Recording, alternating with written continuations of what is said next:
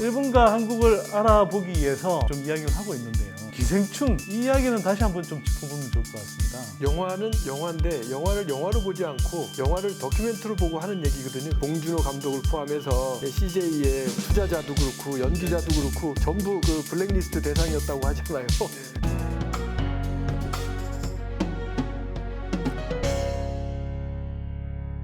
안녕하세요. 선대인 경제연구소 선대인 소장입니다.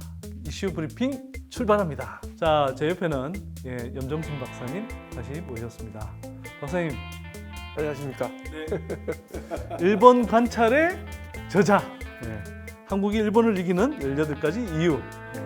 윤성희 동국대학교 총장님도 추천하셨고요. 얼마 전까지 더불어민주당 원내대표였던 홍영표 의원도 추천하셨습니다. 자, 근데 여러분 내용이 정말 알차고 재밌습니다. 꼭 읽어보시고요. 이 책으로 좀 체계적으로 일본과 한국 사회를 알아보는 시간 좀 가져보시기 바랍니다. 자, 박사님, 일본과 한국을 알아보기 위해서 저희가 계속 좀 이야기를 하고 있는데요. 기생충, 이 이야기는 다시 한번 좀 짚어보면 좋을 것 같습니다. 네. 근데 제가 이제 기생충을 딱 보면서 드는 생각은 이게 전 세계적으로 이렇게 만연한 불평등 문제를 다룬 것도 있지만 이걸 어떤 이 불평등 문제를 다루는 방식, 이 방식이 그냥 뭐 예를 들어서 그냥 다큐멘터리식으로 다루거나 뭐 이런 게 아니어서 그걸 굉장히 어찌 보면 풍자와 해학 뭐 이런 것들을 섞어가면서 이렇게 다루어서 그리고 우리가 이제 보통 어떤 영화적인 은유라고 하지만 예를 들면 뭐 이게 그 기생충에서 이렇게 어떤 사람들이 사는 주거 공간 그걸 지상, 반지하 또 지하 공간에 따라서 이렇게 계급 서열을 나눠서 보여준다든지 이런 장치들이 참 되게 재밌는 것 같아요. 영화는 작품명으로도 굉장히 인정받았지만 지금 흥행적인 측면에서도 뭐 역대 한국 영화의 모든 영화들을 다 뛰어넘는 굉장히 큰 성과를 거두고 있잖아요. 한편으로는 지난 뭐 에피소드에서 일본 뭐 박사님 지인께서 적어도 영화 산업에서는 일본이 한국에 졌다.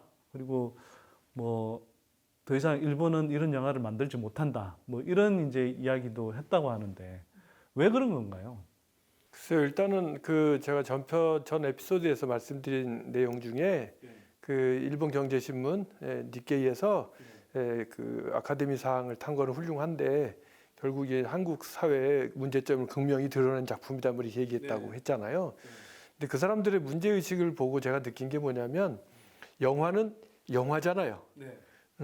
영화는 영화인데 영화를 영화로 보지 않고 영화를 다큐멘터리로 보고 하는 얘기거든요. 그게.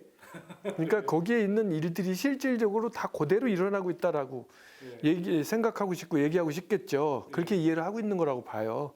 근데 사실은 그 기생충에서 등장하는 여러 가지 문제들이 실사회와 연관이 있지만 그게 액면 그대로는 아니지 않습니까? 그래서 이제 혹자들은 그렇게 얘기를 하잖아요. 미국하고 영국 같은 데서는 영화 같은 걸 만들 때 풍자를 주로 해서 만들면 인기가 있다. 그래서 지금 아카데미에서 평가해 준 부분이 그런 부분이라고 하고요. 근데 이제 한편 대한민국은 힘없는 백성들이 힘 있는 양반들한테 그분을 조롱하기 위해서 뭐 여러 가지 문화들인데 그 중에 이제 우리 그 해학이 있는 거잖아요. 근데 그런 문화 가운데 또 비판받는 측에서 그거를 들어줄 만한 마음의 여유가 있었던 거예요. 백성이 그런 얘기를 하면 그냥 모른 척하고 분명히 내 얘기임에도 불구하고 모른 척하고 덮어줬던 거잖아요. 오히려 이제 그래도 불만을 조금이라도 표출할 수 있는 어떤 그렇죠. 통로를 통로를 인정해줬다. 만들었던 거잖아요. 대한민국의 그 민화 있잖아요. 민화, 그림. 전통적인 민화를 보면 호랑이 그림 같은 거 보신 적 있을 거예요. 대한민국의 호랑이 그림은 상당히 우습게 생겼어요. 우스꽝스럽게 생기고 약간 귀엽죠. 귀엽고 그런 그림이 많아요. 근데 일본의 호랑이는 진짜 살벌하게 생겼어요. 그래요?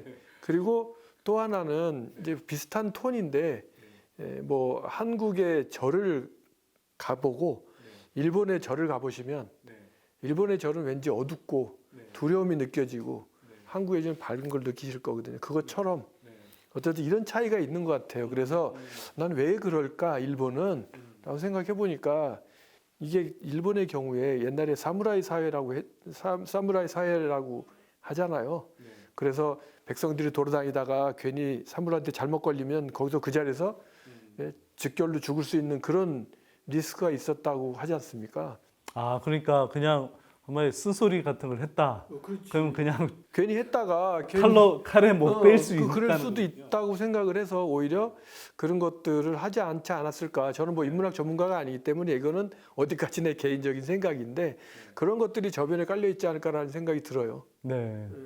그러니까 사실은 뭐 생각을 해보면 이게 제가 뭐 일본의 영화나 드라마를 이렇게 보면 사실 좀 뭐 우리가 흔히 이야기하는 어떤 풍자나 해악 이런 걸 드러내는 작품을 뭐 거의 본 적은 없는 것 같아요.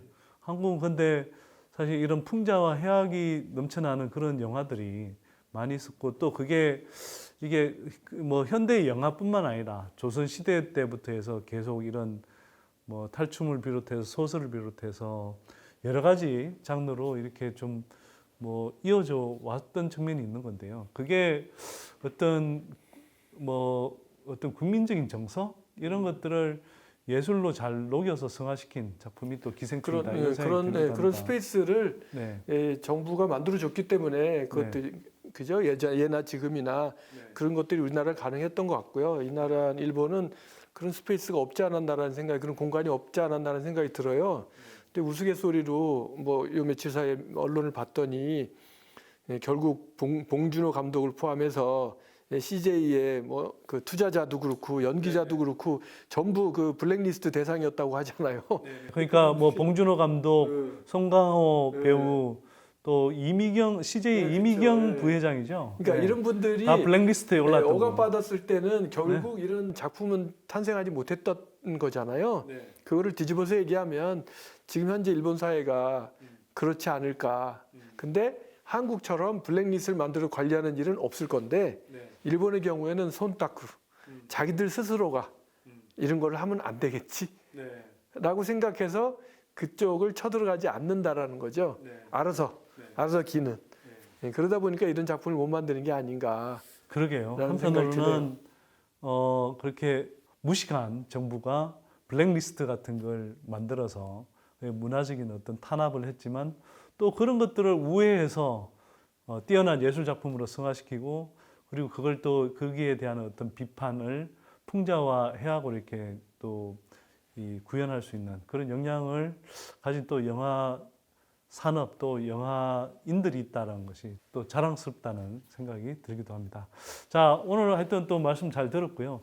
결국은 한국에는 풍자와 해악이 있는데 일본에는 그런 것이 없군요. 한국에 있는 이 풍자와 해악이 서구 사회도 충분히 감동시키고 또 이 울림을 줄 만큼 아주 탁월한 수작이었다. 다시 한번 확인할 수 있는 것 같습니다. 자, 오늘 이슈 브리핑은 여기서 마치도록 하고요. 다음에 좀 더 재미있는 주제로 찾아뵙겠습니다. 고맙습니다.